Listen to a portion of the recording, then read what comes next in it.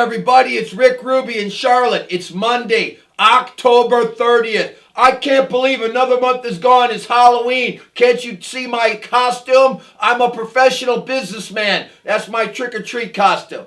Listen, last night I was invited to my church for 12. Now I go to a church that has 30,000 followers. And I go to a church last night and they invite 8 couples, which I imagine were the biggest givers to the church, to hear about what they're doing and what they're working on. And they talked about how much revenue they brought in last year, how much revenue they're bringing in this year, how much revenue they want to bring at the end of the year. What I want to talk about today is being fiscal. A lot of people focus on revenue.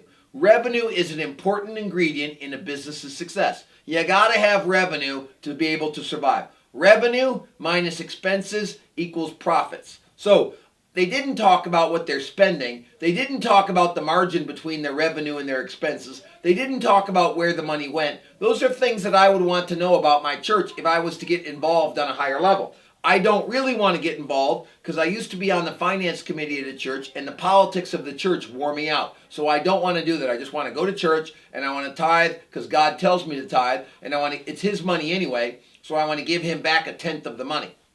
So that's just how I live my life, by a set of rules.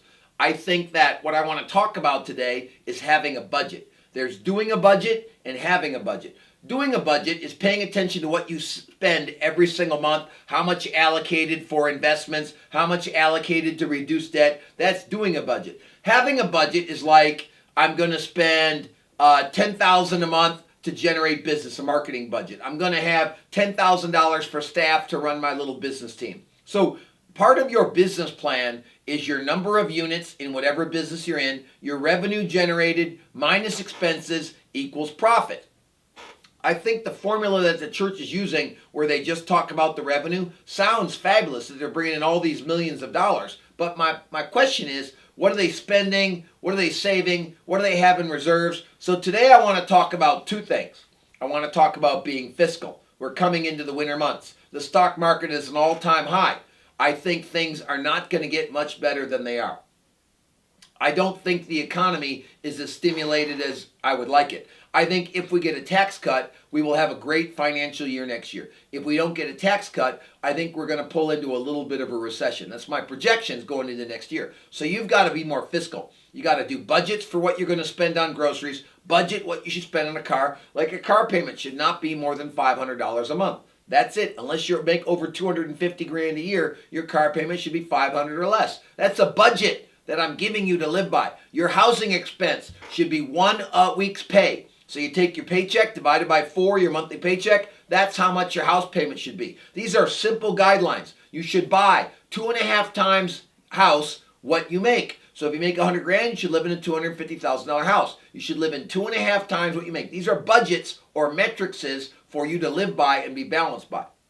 Like in the mortgage business, we want you to have 1 staff person for every 5 closings. So if you close 15 loans a month, you need 3 staff people. In the real estate business, we want you to close 1 side or 3 sides for every staff person. So if you close 6 sides a month as a realtor, you would have 2 staff people. So budgeting and metrics are half of the lesson that I want to talk about today. The second half of the lesson I want to talk about is consistent volume. I own a mortgage company, I own a staffing company, and I own a coaching company. All do really well. The mortgage company is the coaching company is very consistent because we have 2-year contract employees. So we know what our revenue is going to be for a 6-month period because we do a new semester every 6 months. So we're consistent with our revenue. In the mortgage business and the staffing business, it's way up and way down. I'm going to tell you how to control consistency in your business. Consistency in your business comes from the effort you make on the front end. If you're talking to 100 people a week, between seminars you give, people you meet at group events, people you talk to on the phone, clients you meet with, realtors you go out and meet with, or potential referral partners that you go out and meet with, you have to talk to 100 people a week. I don't care if you're in Amway, mortgage business, staffing business, real estate business, if you're a builder, you got to have 100 contacts a week with either past clients, current clients, referral partners. You have to talk to 100 people a week. If you're going to be a great salesman, like I started in the furniture business 35 years ago. Listen, if I talked to 100 people a week, I made a lot of money. If I talked to 25 people a week, I did not make enough money. Now listen, yes, you want to take better care of every lead you get, but more leads solves all problems. I had a client just call me, and in January she had 4 closings. In October she has 18 closings. In January she made 12 grand and her team cost 16 grand, so she lost money. In October she brought in 86 grand and her team cost 12 grand, so she made 74,000. That's a giant difference. That inconsistency in a salesperson's business is why a lot of people that are support people or staff people don't want to go into sales, because of that inconsistency.